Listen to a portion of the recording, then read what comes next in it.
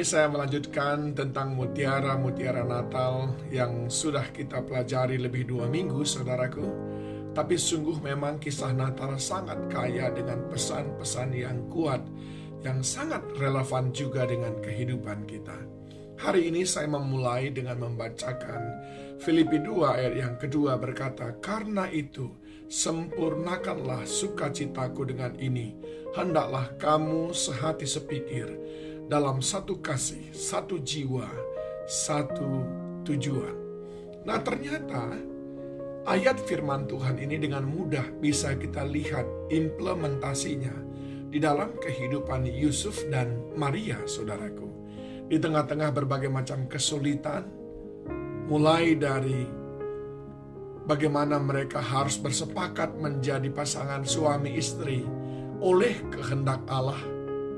Padahal itu bukan daripada rencana mereka yang sedemikian cepat, sampai kepada bagaimana mereka sepakat untuk melewati hari-hari yang susah, menunggu masa-masa bersalin, bahkan mereka bersepakat untuk tetap bersama-sama melewati hari persalinan yang dingin, kelam, dan juga penuh dengan kesederhanaan di kandang domba.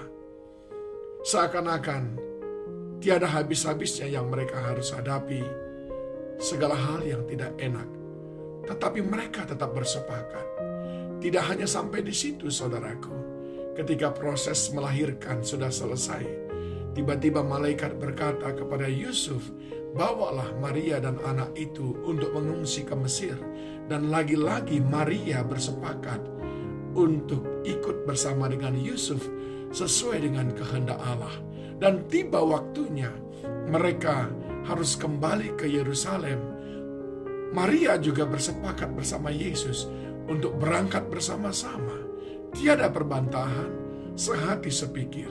Bahkan Maria dan Yusuf sehati sepikir untuk membawa Yesus ke bait Allah.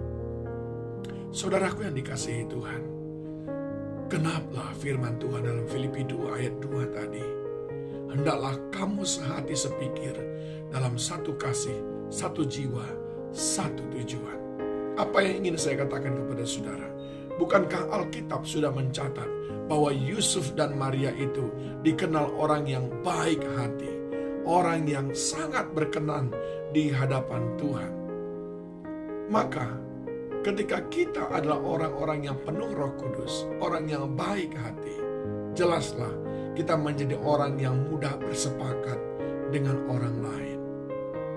Ketika kita menjadi pribadi-pribadi yang memahami kehendak Allah, yang mengutamakan kehendak Allah, maka kita akan menjadi pribadi orang yang mudah diajak berkompromi, bekerja sama, mudah berunding, sama seperti yang ditujukan oleh Yusuf dan Maria. Yang kedua, saudaraku, yang ingin saya katakan, Yusuf dan Maria menghadapi situasi yang tidak tanggung-tanggung susahnya, tetapi ada kekuatan, ada kemampuan di dalam mereka bersatu hati. Seperti Matius 18 ayat 19 berkata, "Dan lagi aku berkata kepadamu, jika 2 orang daripadamu di dunia ini sepakat meminta apapun juga, permintaan mereka itu akan dikabulkan oleh Bapakku yang di surga." Bukankah kita pengkhotbah berkata, tali 3 lembar tidak mudah diputuskan. Artinya, ketika kita bersepakat dan ada kekuatan Allah yang menyertai, maka sungguh apapun tantangan yang kita hadapi, kita tidak mudah menyerah. Hari-hari ini, bahkan hari-hari yang akan datang, kita belum tahu. Mari persiapkan diri saudara menghadapi tantangan-tantangan yang berat itu.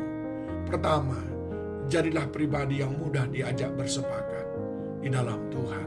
Bersepakat dalam perundingan, dalam permusyawarahan, menghindari perbantahan, tapi lebih suka mencari perdamaian dan fokus kepada solusi yang mendatangkan kebaikan. Dan yang kedua, ada kuasa dalam kesepakatan. Ada berkat Tuhan, ada pertolongan Tuhan saat kita bersepakat bersama-sama. Natal ini mengajak kita untuk kembali memperbaharui pribadi kita dan kembali memperbaharui cara kita berkomunikasi supaya Tuhan melihat kita adalah pribadi-pribadi yang mudah dan suka bersepakat untuk hidup rukun ke sana Tuhan memerintahkan berkat-Nya seperti Yusuf dan Maria.